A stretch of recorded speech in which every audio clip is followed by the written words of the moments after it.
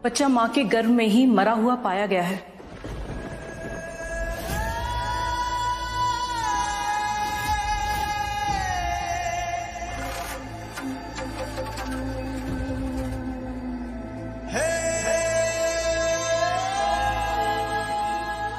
Doctor साहब क्या बोल रही हैं आप? सुबह तक सब बिल्कुल ठीक था, थोड़ा सा पेट में दर्द थी। बाबूजी बोलिए। वो बिल्कुल ठीक है। आप एक बार आप फिर से एक बार चेक कर लीजिए जाके ना प्लीज डॉक्टर साहब। कुछ नहीं हुआ है। चाहिए डॉक्टर साहब, एक बार फिर से देखिए ना। सुबह तक वो बिल्कुल ठीक थी, उसे कुछ नहीं हुआ था, फिर ये अचानक ऐसे ऐसे कैसे? डॉक्टर साहब सालों से अपने पोते का इंतजार कर रहे हैं।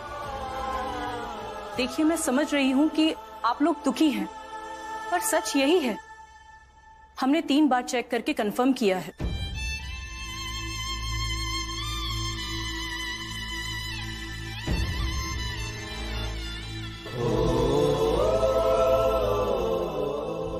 देखिए, आपकी बीवी को किसी भी खतरे से बचाने के लिए हमें बच्चे को जल्द से जल्द अबॉर्ट करना होगा।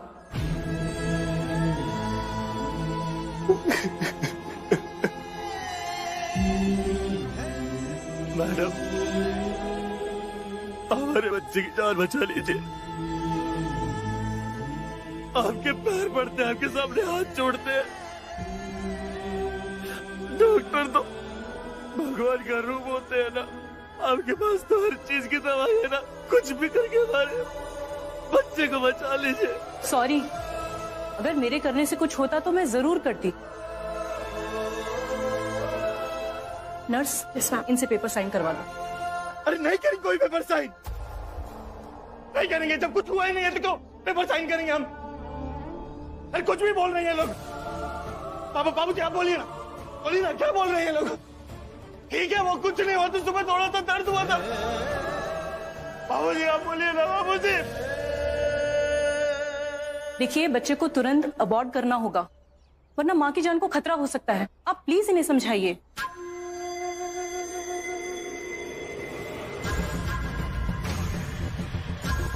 अरविंद भैया, संभालो अपने आप को।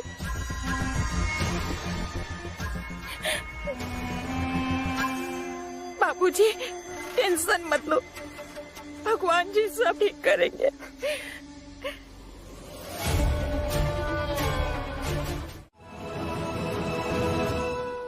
जब होश संभालेगी अम्मा महुआ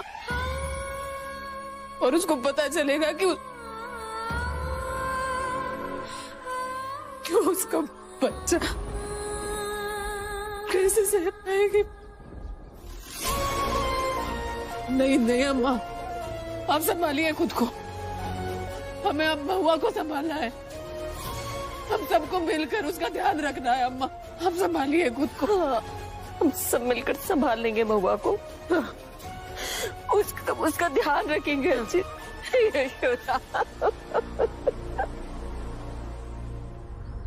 ये भगवान जी पता नहीं क्यों इतनी सारी मुसीबतें सिर्फ हमारे घर पर ही क्यों डाल रहे हैं।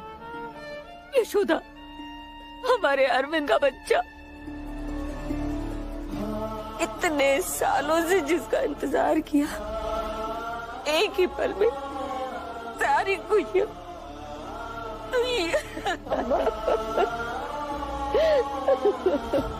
संभालोगी वही तुम्हारा जीना मरना हराम करेगी।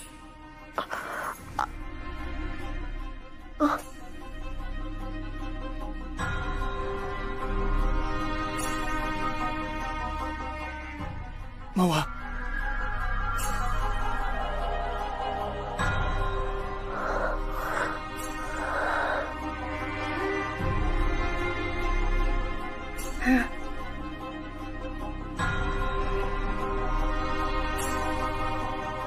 क्या हुआ था?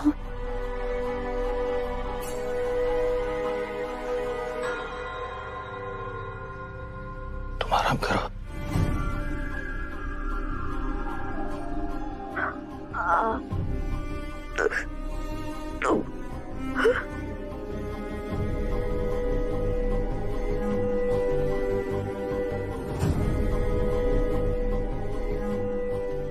अरविंद, और बच्चा ठीक है?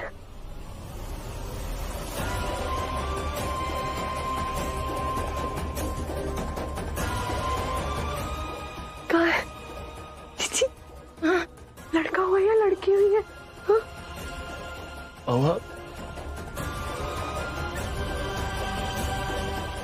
हमें ना बहुत हिम्मत से काम लेना होगा।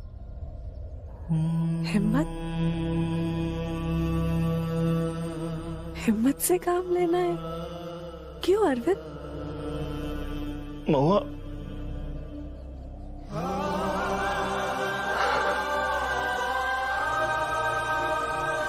हमारा बच्चा मर गया। मर गया?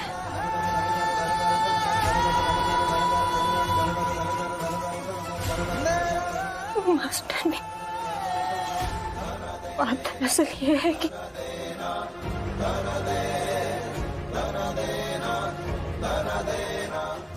तुम्हारा बच्चा तुम्हारे पेट में ही मर गया।